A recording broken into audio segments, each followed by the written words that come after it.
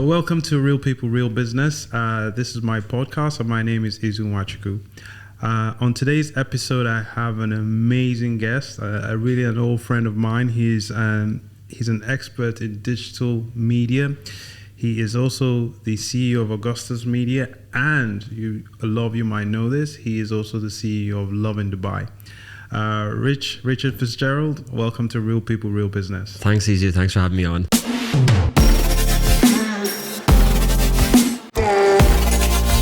Cool. Listen, it's been a while. We've known each other for, I think, going on 11 years. Yeah. When you first moved to the UAE and I first moved to the UAE. And we started out pretty much working in digital media and digital marketing as agency men. So that means we were selling advertising and working with different clients across the board. Yeah, selling ideas. Yeah. Selling ideas, selling creatives. But then you kind of branched out, right, to start your own thing. But before we go into that, I want to go back into, how you started out, how you made that move to the UAE. Because I know that you wanted to start out and your career as a football coach. Right. So what happened to that dream? That's taken me back. Yeah. I studied in Dublin, and when I was sort of in university, I was also doing coaching badges, and I was passionate about football, and I thought that you could apply education, like some of the celebrity coaches at the time with football. And, as I worked with some football coaches and clubs, and as the years went on in university, sort of, not that I was academic, but I did get educated a bit more, and I sort of was exposed to other things. And I wasn't as inspired about the football coaching world when I worked with one of the biggest clubs in Ireland, and when I got to know some of the veteran coaches. It wasn't as glamorous as I was seeing with like the Arsene Wenger's or Jose Mourinho's. And not that the dream died, but I'd taken like an arts degree, and I'd done German economics and psychology. Yeah. And in the first year I thought, psychology is going to be amazing. I'm going to be able to motivate players. I'm going to understand behavior. And it was all about theories, and it was all about things that you had to learn off. Yeah. And it wasn't very creative. So I dropped it after 1 year, and then focused on a business, economics and a language, German, and then, got the degree out of the way after 4 years. Yeah. And by the end of that, it was 2006, and I'd started reading more about digital advertising, and I was, seeing like MySpace and Bebo and all these social platforms, and I was kind of like, this is interesting. Yeah. So I wanted to work in digital advertising, and I was like, consuming everything. When you go for interviews and like, more than the interviewees because you've geeked out online and you've looked at all the US material. Yeah. Yet these are the people who are actually doing the work, and they're like, don't tell us how to do our job. Yeah. But because obviously I knew nothing about the real world. Yeah. But yeah, and I got advertising I felt was hard from the outside getting in, because agencies, we hear about the brands and we hear about the marketing and the clients, but we don't hear much about the agencies. Yes. They don't talk about themselves as much, and unless you know someone, it's hard. It is a sort of an industry that's hard to crack into. Knowing which one to join, knowing where to start, exactly. Knowing whether you want to do what you want to do, what's a creative, what's an account person, all these different things. Yeah. And I took a job in an outdoor advertising company, and then the same time I did the only course in Ireland at the time, a diploma in the Dublin Business School after my degree in digital marketing. And for the first time ever, I was top of my class, and I was clearly like enthusiastic about this, and that was enough to get me into the leading digital agency at the time in Ireland. Yeah. And fast forward, I did that for 2.5-3 years. Then I ended up in London with We Are social media agency, and then with MEC, part of Group M. Yeah. And then another 2 or 3 years there, and then that sort of led me to a social media director role in the UAE in 2012. Cool. So you made that move to the UAE 2012. And I think that's when we first met. We were working across one major government account from different agencies. But I think what I'm seeing in your story so far is, you had the passion for one thing, which is the football coaching. You got into it. You saw, okay, it's not as much as what I thought it would be. You got into outdoor advertising. You were like, okay, it's not what I thought it would be. and then you got into digital media, and then 2-3 years and you moved over here. So, I have a similar career path where it's not so linear. It's kind of 2 years here, 1 year here and there. Did you find that challenge in the industry to try and get into new fields or into new agencies with that on your CV? Yeah, I think, going back, I think one person described to me that advertising is great because it's a fusion of commerce and creativity. And, even when I realized I wasn't going to be a footballer, I think the point was to understand the football world from a business sense, whether it's a coach or an agent or something like that. And now, round circle back to what we're doing now under Augustus Media, we have a streaming service, Smashy Sports and Smashy TV. And I do I'm inspired by those days and those early years. Even when I was younger, reading Match magazine and designing a Match magazine, a football magazine that I called as a kid Smash Footy, and that's where Smashy comes from. Oh, wow, okay. So I am inspired to sort of be in the media, be in football, be in business, and for me, business can be good, and hence the name of this podcast. But I am inspired by that, and navigating how you get there. Yeah, like everyone, you mentioned linear and up and down and sideways. However way it goes. I think the career that I described, I did sort of see it as a sort of traditional sort of stepping stone. Yeah, there were different countries and different agencies, but I was trying to sort of climb that ladder and doing it within those global agencies. And at the time, that was once I sort of got in the door in advertising, although at the back of my mind I felt like maybe I'll do something myself one day, I was quite focused. And lots of mottos that I sort of developed myself to deal with the tough days, like the harder you work today, the more you're rewarded tomorrow. So it wasn't about how much I'm getting paid. It wasn't even about promotions. It was more about work, and it's all about the client. And and for me, it paid off eventually. Yeah, cool. No, I totally agree with you. It's a sense of I always say business pays in two coins, either in money or experience. So get as much experience, work as hard as you can, and the reward will come, because once you build that expertise and you've built your platform and people know you for being good at what you do, then, you will see the returns on it. So you moved to the UAE by 11 years ago. You started in an agency as well. And I remember we sat in a Lebanese restaurant not too far from here. Yeah. I think we were, two guys from the UK. We just got here. A bit of culture shock for me anyway. I don't know if you went through that. I was like, okay, the work ethic is crazy here, but I was loving it. But I remember we sat there, and I felt that you were dissatisfied. I felt that you wanted more out of what you were doing. You wanted to drive and push more. And I think at that time we were both in our minds thinking, okay, we're going to be MDs of agencies. We would climb that corporate ladder 10, 11 years ago. But what happened then? Is that the point, that you decided, okay, I'm going to move on and do my own thing and kind of move away from the agency world and build my own media company? Yeah, I think you're right, and I remember that time. I think sometimes conversations are, during the years, even though I wanted to focus on work, sometimes the anxiety did creep in, and wanting to do more. And some of the main reasons I left agencies over the years was I felt my ambition was bigger than than the people running where I was. Yeah. And that might be just a lens that I had. It might necessarily be the truth, because maybe the agency... No, it is the truth. It is the truth. I had the same feeling, because you want to do more, you want to push more, you want to achieve more, and you want to climb that corporate ladder quickly, but you also want to do it by the merits of your work, right? But I sometimes find there's always somebody above you that's like, oh no, let's rein it back a little bit. Let's look at that direction. And so rather than nurturing your drive, they tend to maybe sometime push it back.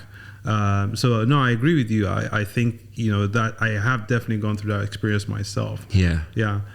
Fair enough. Yeah. Again, I think they might be doing it for what they think are the right reasons, not sort of with you in mind, because my drive at the time was to I was really passionate about social media and real-time agencies, and I felt that the big corporate conglomerate that I was in should be going down that route, but maybe they had the business model that wasn't that business model. And there's different factors at play, and I did think about setting up social media agency, and in the end it ended up being a media company.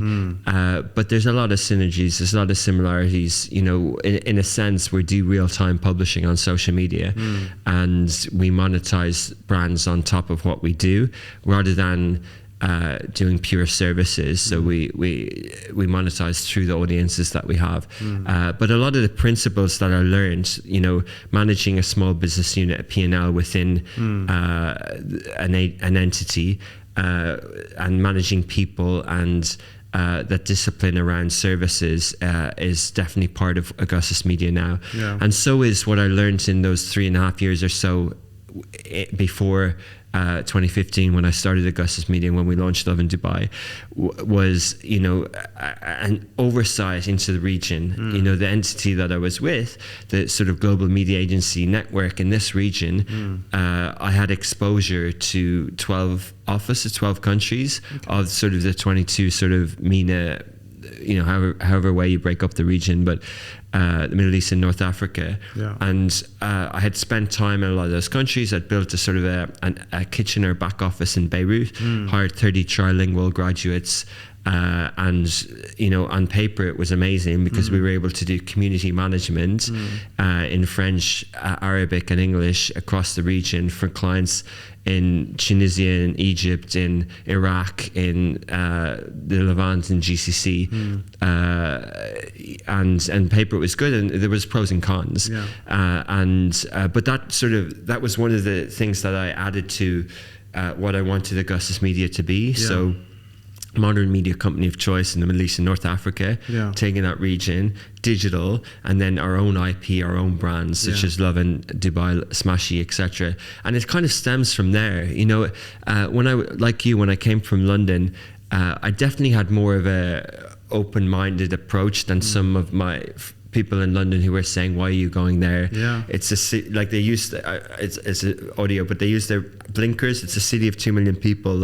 Go to somewhere like Asia or China. Don't go to little Dubai, But then I was kind of, when you put your feet in the ground, you're kind of like, hang on a second, right? There's this whole region here that no one's paying attention to. Absolutely. And it's an emerging market, and that was exciting, and it still is today. Dubai is exciting, but it's the whole region for me that I sort of fell in love with and got really excited about.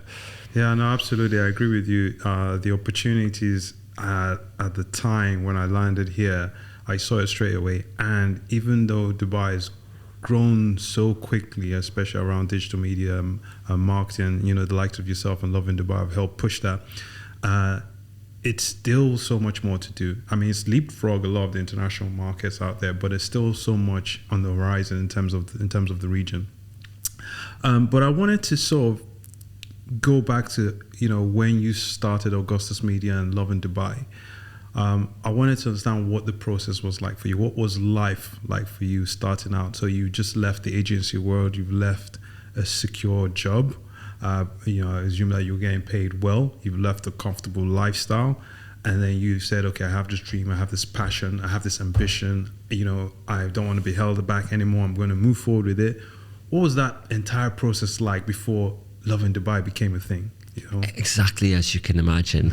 Scary, tough, ran out of money, had crying episodes, very, very difficult.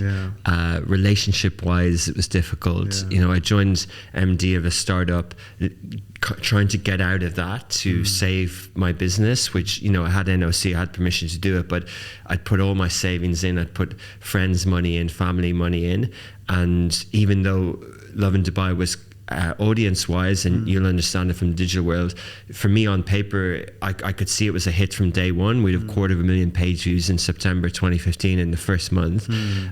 So I knew, I came from a kind of personal blogging world, and I knew those numbers were good. And even with that, even with those numbers, and even with access to the media agencies here, a year went by and we had no revenue. And so I joined.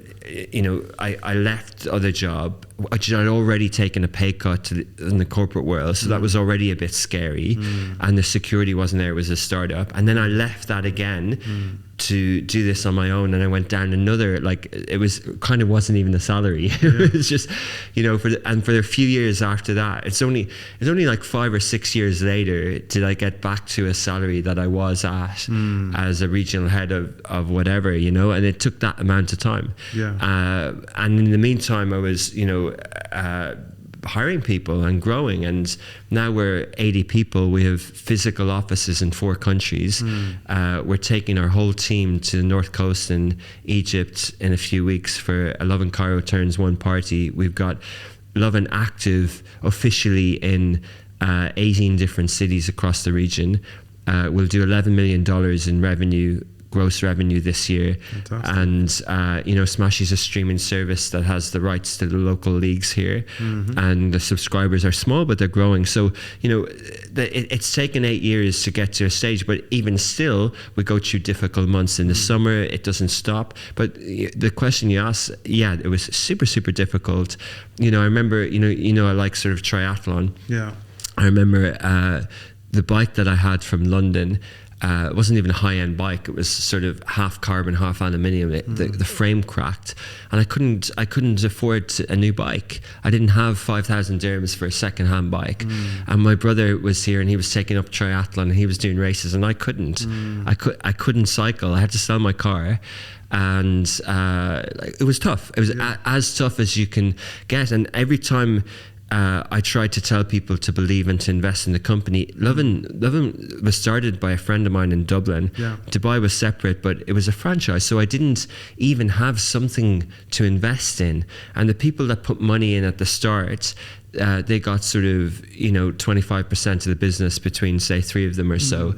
But I was sort of giving away big chunks of the business and no funds myself until just through sheer hard work. By 18 months in, I started to get some revenue. I started to take on some social media clients. I pitched against big, well-known agencies here and won a well-known automotive brand under my little entity, and I added 1 or 2 more clients, and that was a retainer, and that was the lifeblood of the business until we were able to get restaurants, and we were able to educate the market on the advertising model that sort of started to sort of sustain Lovin Dubai. And then we were able to, the co-working space that we were in JLT, we were able to add another visa and add another one, and then 2 years into the business we could afford our first 800 square foot office, and then 3 years into the business we afford a 2,000 square foot office.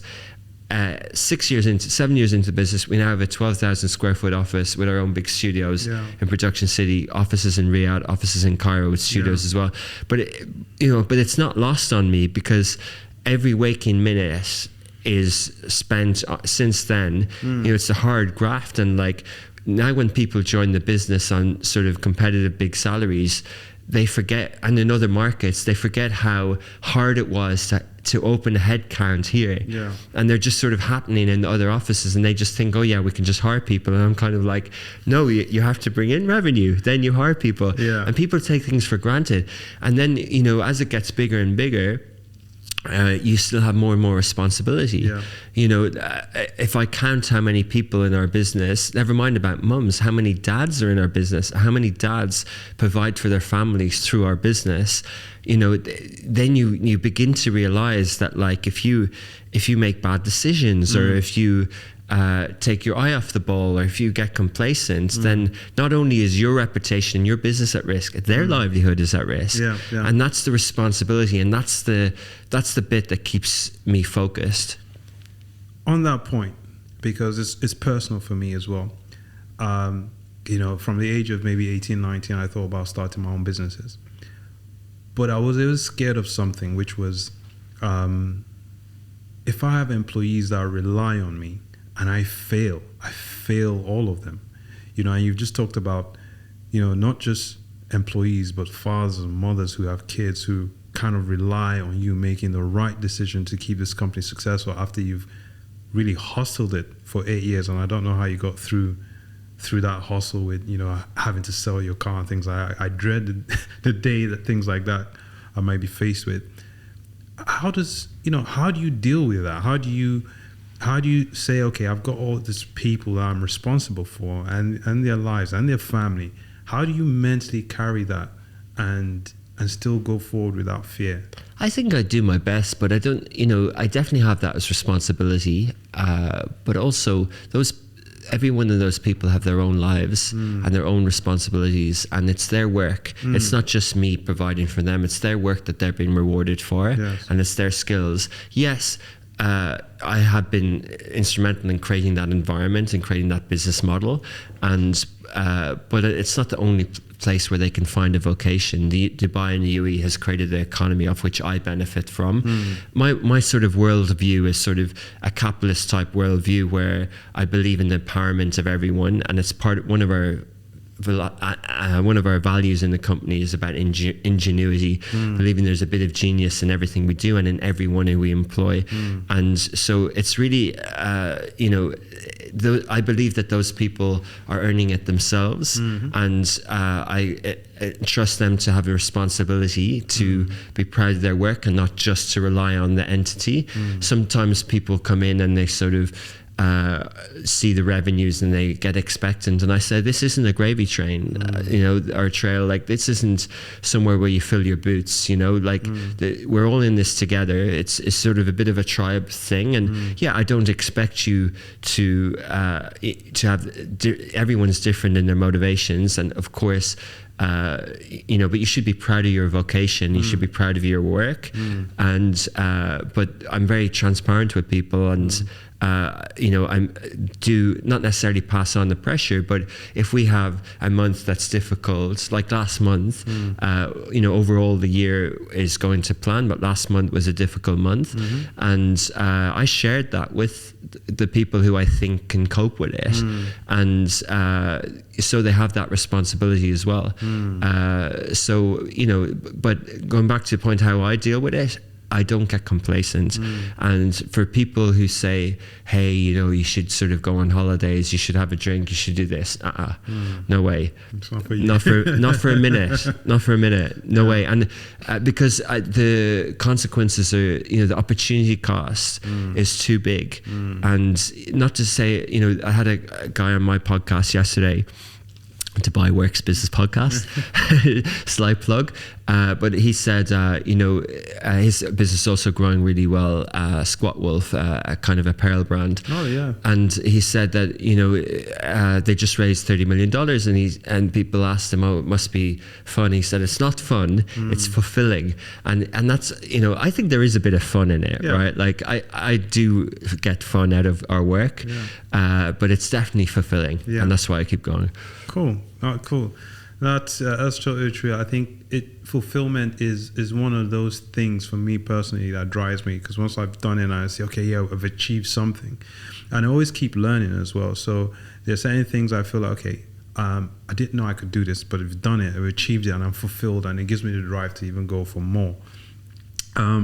So I just wanted to touch on that with you to, so you've worked in Lovin Dubai 8 years. You got to that point where you started to see some success.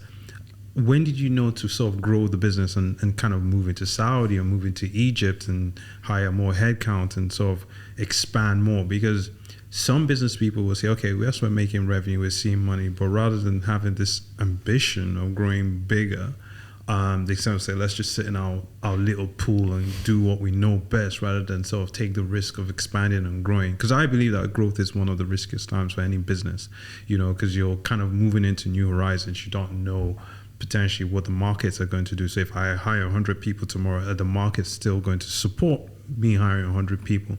So how did you decide, okay, that I'm going to grow and moving into 4 countries and numerous cities with different products, from Smashy TV, Lovin Dubai, and all the other products that you have?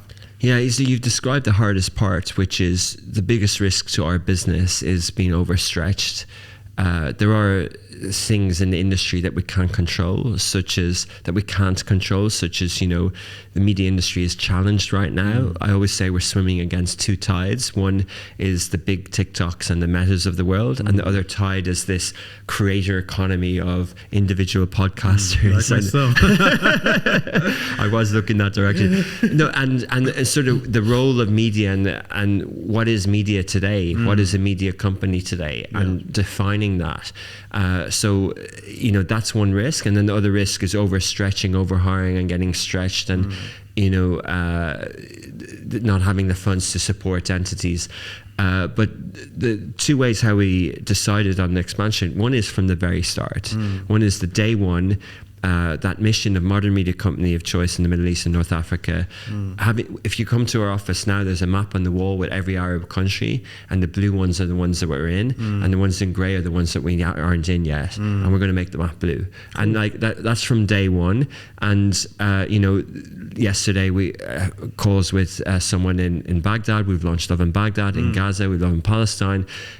Expansion in Pakistan, expansion, you know, we're in Sudan, but there's countries we aren't in, like Algeria and Kuwait even. So Nigeria.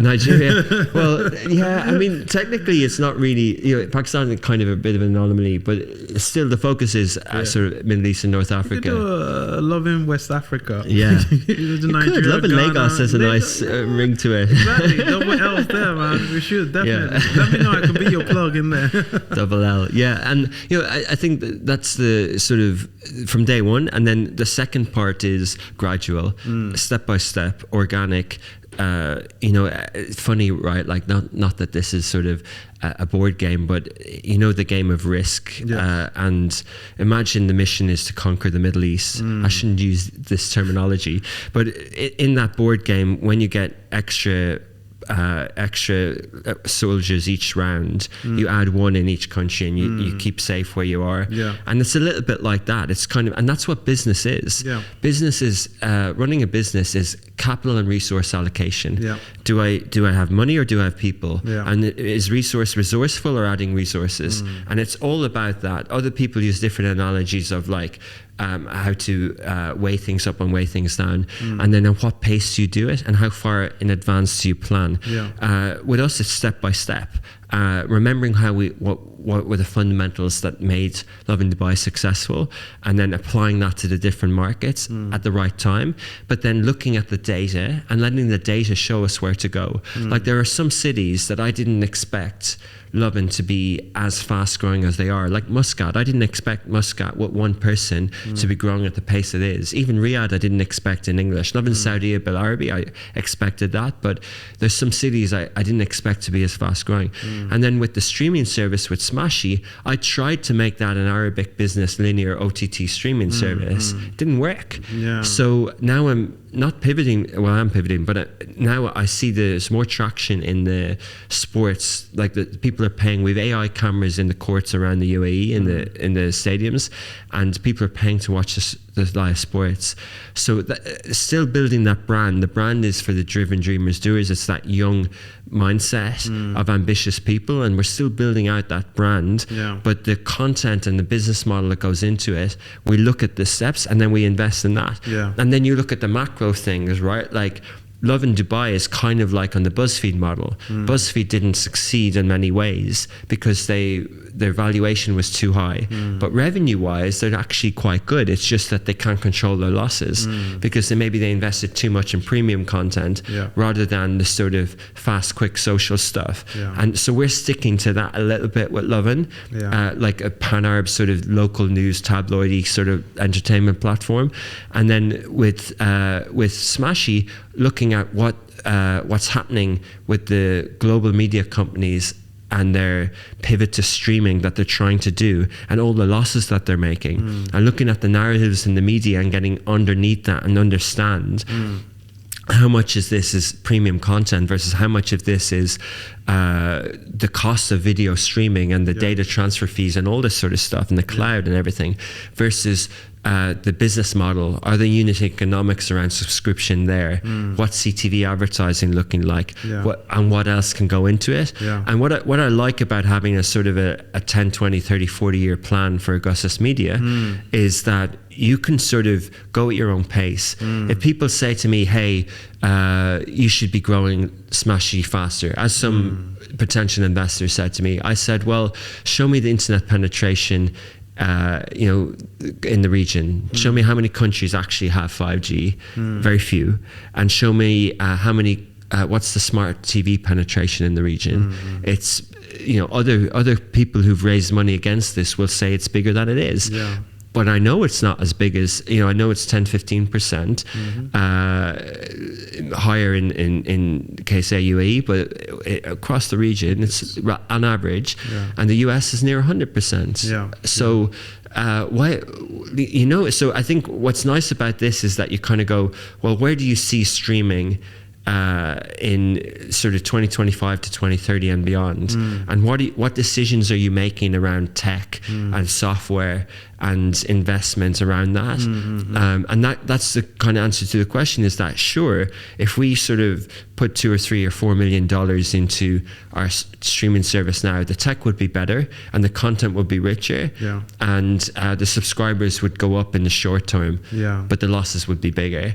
And I think you have to kind of have that approach, and it's step by step. And if you've got 10, 50, 100 dirham notes in your pocket, you don't have 100 dirham notes. So where do you put each 100 dirham?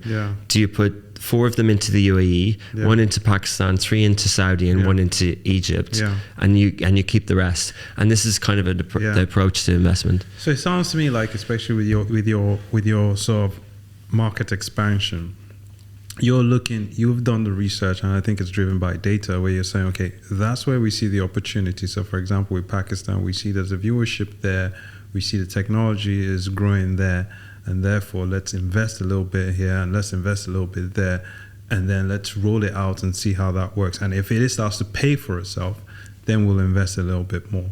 So which is a sound way to do it. But you mentioned something which was a 40-year plan for Augustus Media. And what is the 40-year plan? Where do you see it in 40 years? Since you think that far, I think 10 years. I mean, I have a 10-year plan, but you're kind of way ahead with 40 years. So where do you see Augustus Media and Lovin Dubai in 40 years? 50 years. I want to be walking around I'm 40 2 weeks ago. I want to be walking around the newsroom healthy at 90. Okay. Like Rupert Murdoch. I do. That's what longevity and compounding knowledge and learning. That's what I want to do. Okay. And this region's great because you can see what happened in other regions like Europe after World War II, and if you can have that horizon with geopolitics, with emerging economies, then it becomes the decisions and the calmness that you can have around things becomes a lot better. Yeah, so Rich, it sounds to me like, and probably this is why you do your triathlon and what you call it, the other one, the Ironman triathlon. I mean, because I think, just like you, I think we know there's a lot of investment in our health, right? Same as me. I try and stay as fit as possible. I run twice a week in a sauna suit. I try to keep my lungs going, even in summer, and do the boxing. And I spar with people who are 10, 15, 20 years younger than me because I want to stay that fit and stay that active. And I know it's the same for you as well with the triathlon as well. We're not in the gym lifting weights. We're trying to stay as fit and as active. And do you see that as a big major investment? Because there was this CEO I saw recently, and he spent millions and millions of dollars to try and reverse the aging process. And he says, if I'm staying young and healthy, then I can stay active and work and continue to build. So where does that drive come in terms of at 90 you want to be active and still working. A lot of people think, at 90 I've done my bid. I want to be on a beach somewhere sipping pina coladas and enjoying my grandchildren. What's that drive to be on the ground still hustling? There's sugar in pina coladas, and in the and in the beach you can get, and there's ethanol in the alcohol, and on the beach you can have skin cancer. It's not actually that nice. But no, I don't know. I think vocation and fulfillment, if you stop doing something, it's not necessarily about identity. And I'm not emotionally attached to anything. Like with if you embrace learning, your perspectives can change. In 10 years' time, I might have a different outlook of life. I will have a different outlook of life, and I mightn't be as wedded to that idea as I am now. But speaking now, that's sort of something that drives me. But also, I lost my dad to cancer and things like that, and so I'm also, not. I don't think that I'm, like any human, I don't think I'm infallible. So it's just an outlook. It just allows me to have a long-term view. Right. And it goes back to the health thing. Is like longevity and right decisions around health are important, but they're not they're not the Ironman thing isn't everything. I don't need to prove I don't need to be an amazing times as an athlete. I'm actually trying to be a business person. Right. I'm not trying to be an athlete. Yeah. And if we mentioned Rupert Murdoch, there's a great book about how he entered the US. There's lots of different books, but there's one particular that on the cover, it's him and Ted Turner, CNN and Fox. And Ted Turner was the guy who did the massive sailing races around the world, but you never hear of Murdoch's sporting powers because he's busy working. And I do post a good bit about my triathlons, and I do sort of do that because people kind of, and it is part of my identity. It's part of something that I do, and it definitely helps my mental health. And I listen to audiobooks while I'm doing it, and I kind of enjoy the running, cycling, swimming part. But I want to continue that. But if I lose that, I would add something instead of it. And I do think of opportunity cost, and if I think that I'm doing too much Ironman and too much triathlon at the cost of the business growth, and then I'll probably choose the business. Okay, cool, great. It's a lot of insightful, beautiful stuff that we've gone through in terms of your journey. Building up Lovin Dubai and Augustus Media, and it's a true success story and testament to how the UAE and Dubai can actually help us push those opportunities in front of us, and we just need to utilize it and grab it, right? So we're coming towards the end, but this is a segment where I call it Share Your Wisdom, right? So I have 3 questions for you in terms of, I'd like you to sort of share your answers with the guests and share your wisdom. So the first one is, throughout your entrepreneurial journey, what's the most surprising thing or fact that you've learned about yourself? The second question is, what do you consider to be success and subjective to you? And what advice would you give to others who are looking to start out the same way you've done, either in media or any other business line? I think that on the first one, I think that I was surprised that I was able to overcome self-doubt. I overcame sort of imposter syndrome and things like that.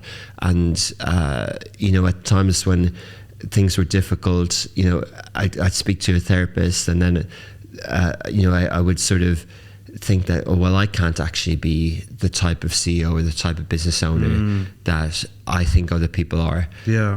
But I've overcome that. Yeah. And I've kind of, not that other people have given me validation or whatever, but internally I've sort of validated it to myself that... you've looked back and seen what you've accomplished, and imposter syndrome is a real thing that people don't pay attention to. It holds us back. But you've looked back and you're able to say, well, I did it, and I crossed that threshold and I'm on to the next threshold, right? Exactly, and that gives you confidence to get to the next threshold. Yeah. So I wouldn't have admitted it at the time, but I probably didn't think I could get through it, Yeah. that I'd always have that sort of feeling, but I don't now, it's gone.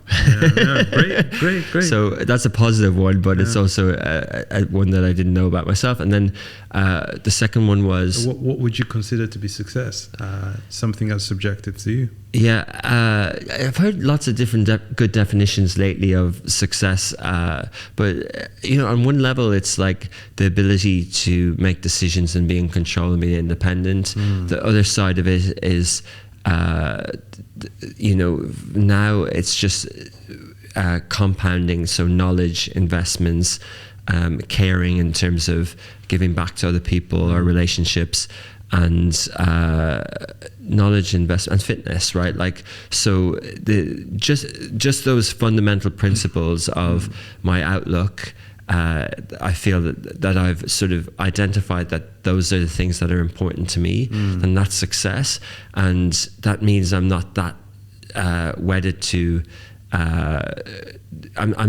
my success isn't dependent on Lovin Dubai or Richard the CEO or Augustus Media. That if the other things grow, then I'll continue to be successful. And say there's a company who's interested in investing us at the moment, the fact that I don't need to cash out, or the fact that I don't need to hold on to something, makes me be very pragmatic in my approach. It's real business. It's kind of like you're not doing it for other external reasons, and that for me is success. And I think that will help me deal with difficult times in the future. And then the last one is advice to other people. I think it goes back to the point of when I said the difficult years, and it's, there was someone in the office the other day and he talked about a winning variation. And I think that's important. I think when you're designing a product or something like that, you have to tweak things until it works. Like this podcast, you have to sort of keep consistency all day, but keep finding the winning variation of consistency plus distribution plus branding plus guests plus audience. And I think that's important. And I think with Lovin Dubai we found that winning variation, and with the other cities where obviously there's some part of Lovin that's already there, but just that business model and the mix of people and the price point and the services with the clients and the agencies, it's a mix. It's the same if you're opening a restaurant and things like that. It's not about one single great idea. It's that sort of winning variation, that mix of things, because if we look across industries, what makes one restaurant better than another, or one clothing brand better than another, or one startup populist mainstream media brand better than the next one, and what's the moat around it? I mean, working hard is the easiest way to, is the easiest way to get there. My triathlon coach says steady hard, but it's the easiest way to get there, because you will, if you stick at it with persistence, you will find that winning variation, but that winning variation will have a bit of genius in it. It'll have that little nice mix in it. So working hard, consistency, so sticking at it and keep learning, keep tweaking until you find something, or you fine tune something that actually works, right? And I totally agree with that. It's like, a lot of people will start a business and hit a brick wall and think that's it. I'm done. It didn't work, and they'll kind of move on to something else. Whereas, like you said, if you keep working at it, if you keep listening to the data, if you keep looking at how do I adapt, how do I tweak it, eventually you will fine tune it to a point where it starts to become successful. I think that's probably what you're trying to say, right? Yeah, and every part of it, like the product, the customer service, the hiring the people, like the price point, the digital part, the payment gateway, the WhatsApp sales, like every little bit, the logo, the things like that. And sometimes you miss opportunities. Sometimes you launch something and you should have something there. Like you should have data collection, or you should have but then you can always add it, and you can always try and learn and things like that. Keep learning. Fantastic. Rich, It's been a pleasure. Thank you so much for sharing your story. I had no idea you sold your car to try and make the business work. And this Nissan 370Z, I thought I'd made it easy. Had to go. No, but listen, man, kudos to you, and congratulations with everything you're doing with Lovin Dubai and all the other businesses. A lot of people love what you're doing. And thank you so much for coming into my podcast. It's great to see you again, looking fit and healthy as usual. Appreciate it. Thank you so much, brother. Cheers, Izu. Thanks a lot. Cheers. Thanks. Cool.